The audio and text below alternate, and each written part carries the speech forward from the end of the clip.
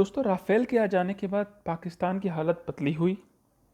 पाकिस्तान के nuclear programme के architect कहे जाने वाले अब्दुल कादिर खान ने पाकिस्तान सुप्रीम कोर्ट से गुहार लगाई और चाइनीज़ यूनिवर्सिटी में हुए डेटा लीक के हिसाब से चाइना ने अपने कोरोना के फिगर्स को कई गुना कम करके बताया है।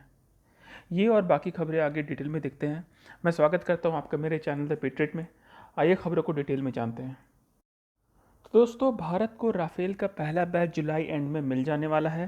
राफेल बेसिकली एक 4++ जनरेशन का फाइटर है जो चाइना और पाकिस्तान के किसी भी फाइटर से कम आधा जनरेशन आगे है। चाइना ये दावा करता है कि उसका J-20 fighter 5th generation fighter है। हालांकि सच्चाई यह है कि वो बेसिकली F-35 की एक सस्ती कॉपी है और F-35 और J-20 का कोई मुकाबला नहीं है। अगर वाकई J-20 5th जनरेशन फाइटर है तो J-20 के सर्विस में आ जाने के बाद चाइना ने रशिया के पास Su-35 का ऑर्डर क्यों प्लेस किया है।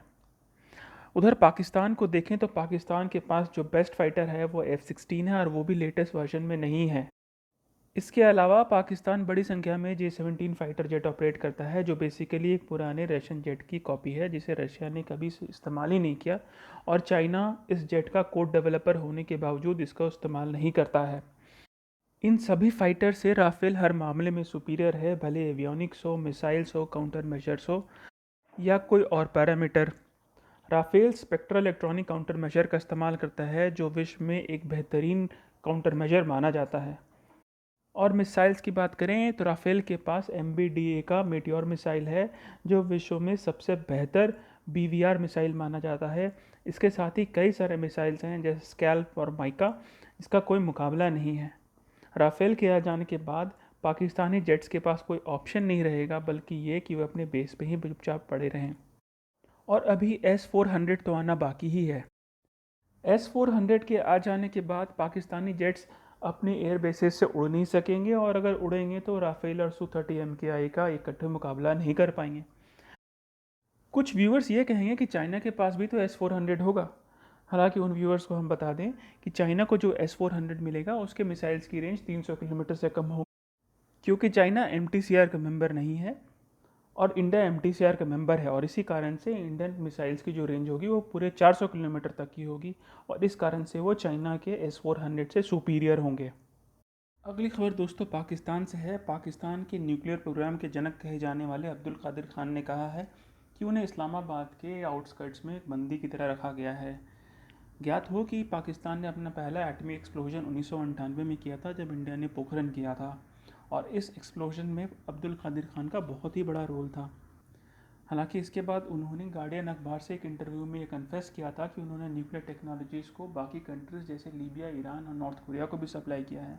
इस कन्फेशन के बाद उन्हें उनकी ऑफिशियल पोस्ट से सैक कर दिया गया था, लेकिन परवेज़ मुशर्रफ ने उनको माफ़ी दे दिया था और इस कारण से उनको जेल नहीं भेजा गया था। अब 84 साल के हो चुके अब्दुल कादिर खान ने सुप्रीम कोर्ट से गुहार लगाई है कि उन्हें एक कैदी की तरह रखा गया है। वो किसी से मिल नहीं सकते, किसी से बातचीत नहीं कर सकते और कोर्ट इंटरवीन करके उन्हें फ्रीडम ऑफ मूवमेंट ग्रांट करे। पाकिस्तानी अटॉर्नी जनरल के हिसाब से उन्हें कोर्ट की तरफ से कोई नोटिस नहीं मिला है और जब उन्हें ऐसा कोई नोटिस मिलेगा तो उस पर वो एक्ट करेंगे। दोस्तों, आपको याद होगा कि फरवरी 2020 में भारत ने US के साथ सिकोर्स्की के MH-60R सीहॉक हेलीकॉप्टर्स की एक डील साइन की थी जिसके अंतर्गत 24 सीहॉक हेलीकॉप्टर्स को सप्लाई करना था और डील की पूरी कीमत $2.6 बिलियन थी।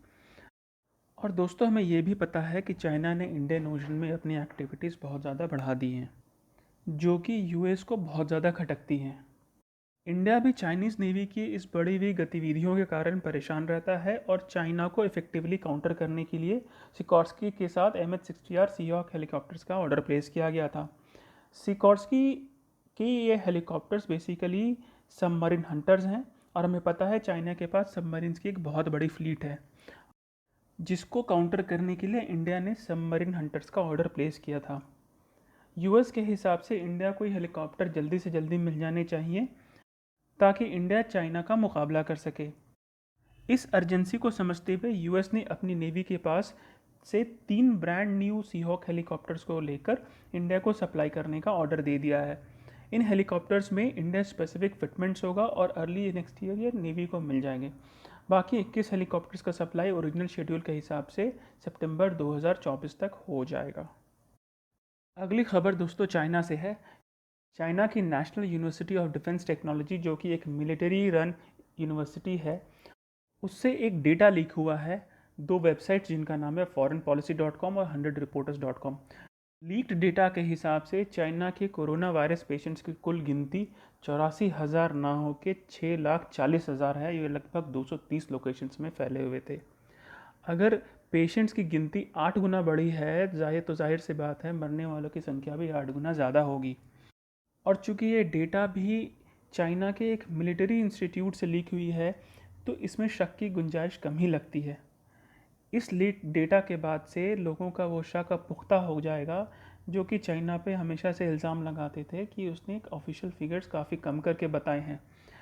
अपनी इन्हीं हरकतों के कारण चाइना ऑलरेडी विश्व समुदाय में आइसोलेट हो चुका है और कई सारी विदेशी कंपनियां अब चाइना छोड़ने का मन बना चुकी हैं। और ये कहना गलत नहीं होगा कि कोविड-19 को लेकर चाइना ने जो छुपा छुपी का खेल खेला है, इससे पूरे विश्व का बहुत ही बड़ा नुकसान हुआ है, जिसकी भरपाई चाइना को करनी चाहिए। और इधर देश के अंदर दोस्तों वित्त मंत्री निर्मला सीतारमण ने डिफेंस सेक्टर को लेकर कई बड़े बयान दिए। उन्होंने कहा डिफेंस सेक्टर में अब एफडीआई 74% तक परमिटेड होगा और ये ऑटोमेटिक रूट के अंदर हो सकेगा। उन्होंने ये भी कहा कि ऑर्डिनेंस फैक्ट्री बोर्ड की ट्रांसपेरेंसी और उनके कार्यशैली को इम्प्रूव करने के लिए इनका कॉरपोरेटाइजेशन होगा और उनकी स्टॉक मार्केट में लिस्टिंग भी की जाएगी। साथ ही उन्होंने ये भी कहा कि इंडिया में जो डिफेंस आइटम्स बनेंगे उनके प्रोक्योरमेंट के लिए एक अलग से बजट होगा और एक नेगेटिव लिस्ट में ये होगी जिसमें जिसमें मौजूद आइटम्स का विदेश से इंपोर्ट परमिट नहीं होगा।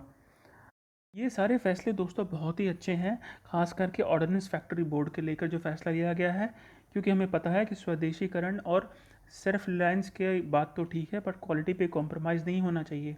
और हाल ही के दिनों में हमने सुना था कि सेना ऑर्डिनेंस फैक्ट्री बोर्ड के मैन्युफैक्चर्ड प्रोडक्ट्स को लेकर बहुत ज़्यादा खुश नहीं है। और आज के लिए बस इतना ही। अगर आपको ये वीडियो पसंद आया है तो उसको लाइक करें, दोस्तों के साथ शेयर करें और मेरे चैनल को सब्सक्राइब भी करें। जय भारत, जय हिंद।